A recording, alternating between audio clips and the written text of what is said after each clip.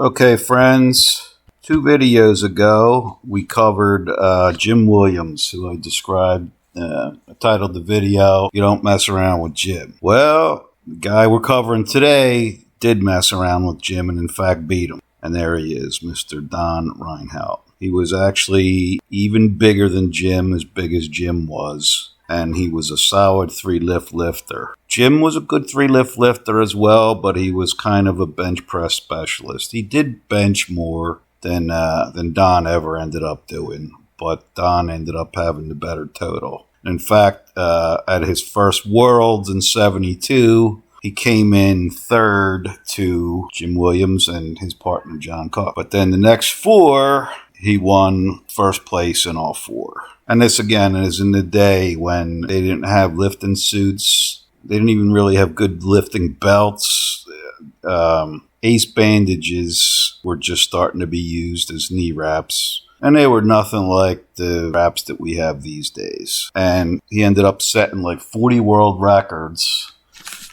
Some of those records stayed in place for 4 or 5 decades before they were broken. And when they were broken with a little bit better equipment, even technically considered in the Raw division. There he is benching 580. And he did end up benching over 6 at least in training. This next article is from Terry Todd. And I really like Terry Todd and his writing. He was a great lifter himself. And this was like towards the end of, or at least the end of the consecutive world-class wins of Don. This is obviously a picture of him when he's a little bit lighter. He's certainly not anywhere near 380 here. Just doing a deadlift sequence, and deadlift was one of his best lifts. Talks about some of the unusual parts, and he did have some very unusual things going on in his training. Particularly, it's talking about the crazy jumps that he did, like sometimes 200 pounds at a time. Here he is getting ready. I believe this was his attempt at like 904, 905 in the One World Championship that he didn't quite get. He did do 886 though. Now it's talking about his diet, which of course 5,000 to 7,000 calories a day. But it talks about he didn't sit down and eat any one particular massive meal at any time. He just ate regularly during the day. There he is again with a massive high 800s or 900 squat. So his totals were just immense. And again, he doesn't even have knee wraps on here. Here again, it's talking about the diet situation, the stuff that he ate. And it was nothing exotic or no big secrets, just a lot of good food, eaten regularly. And talks about his regularity with which he ate, trained, and slept. Tried to get 8 or 9 hours of sleep a day. There he is at the World's Strongest Man, which I do have some clips from a pretty good video from Strength Universe that was titled Don Reinhoudt, the most underrated strongman ever. Which some of the other guys that I've covered that were great lifters that went into strongman didn't do nearly as well as Don did. He got invited in '77 after his last IPF World Championship win, but he had, and we'll just talk about this. We talked about massive cuts. After his last win, he decided to lose a bunch of weight, lost over 100 pounds. And he ends up going all the way down to like 239, which for him is pretty small. So he felt like he couldn't really compete in the World's Strongest Man at that weight. And there's his wife, Cindy. She was a very good lifter herself. You see Don standing off to the side. This was obviously in both of their younger days. But she squatted over 400 pounds at 165, which is very impressive. Here's talking about the relationship that he and his wife had. They trained together. She was his coach, and vice versa. They were coaches to each other. And it talks about how nice of a guy he was. Here he is, 915. And again, no wraps, skinny little belt, no lifting suit, nothing else. So, and this is in the 70s. Here's talking about that he was kind of like a big dog where he's just almost too friendly to people. And sometimes he was so friendly that it kind of messed up, his concentration at a meet to the point that his wife Cindy would get a little bit aggravated over that. There he is at one of the world's strongest men pulling the tram.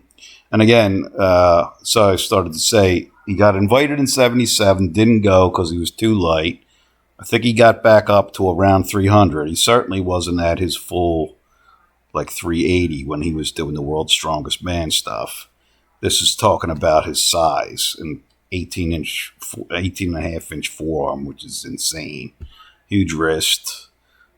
Just a big dude all over. And size 15 Triple E shoe, which is pretty wild. There he is again at, I think this was the first world's strongest man he was in, and he's doing 800 and something here. He ended up doing 1,000 on that move.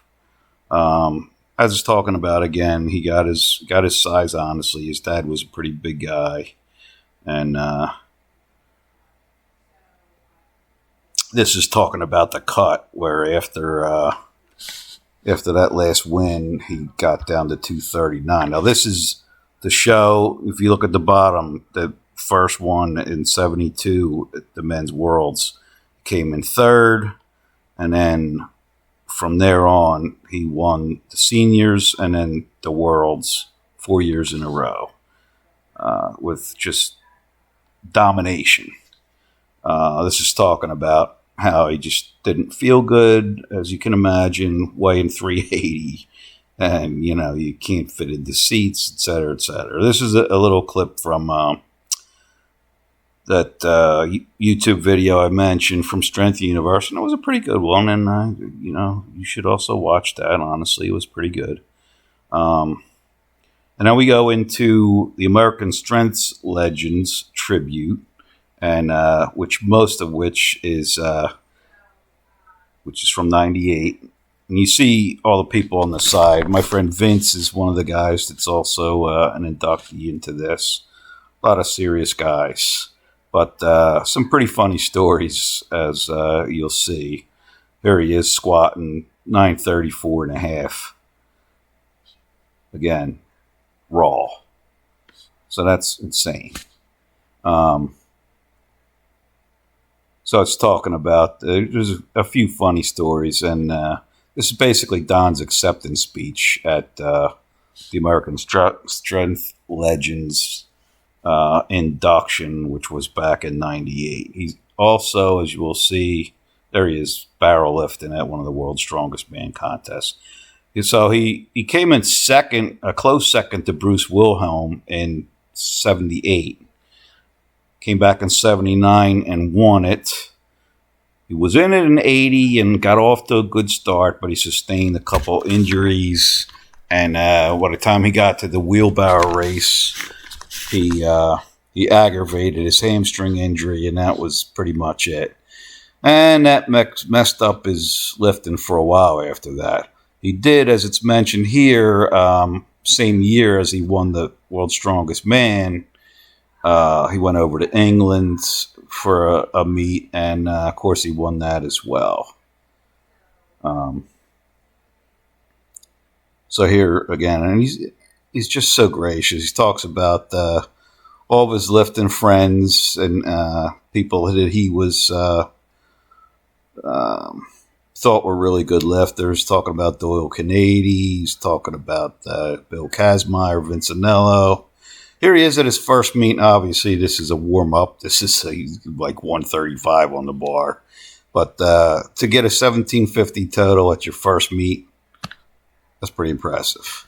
There he is doing a car deadlift at the World's Strongest Man, which was obviously going to be one of his better lifts, and I think he dominated in that one. He does go on. There he is again, talking about his first person to win 4 consecutive world championships and 40 world records. There he is pulling a truck at the World's Strongest Man. And again, this is not him at his biggest in the World's Strongest Man. So extremely impressive. And everybody talks about how nice he is. Everybody that ever talks about having met him, talked to him, whatever, just that he was very nice, always willing to talk to you, to help out, whatever. There he is with his 885.5 deadlift, which was a record that stood for a long time. Now here he is in the Greater Binghamton Sports Hall of Fame induction. I'm not sure when that was, but I'm pretty sure he's in New York Barbell Strength Hall of Fame. Here he is with 6 pals that all these guys together had a combined deadlift of 4,200 pounds. And that was at Al Siegel's gym, which is in northwestern PA.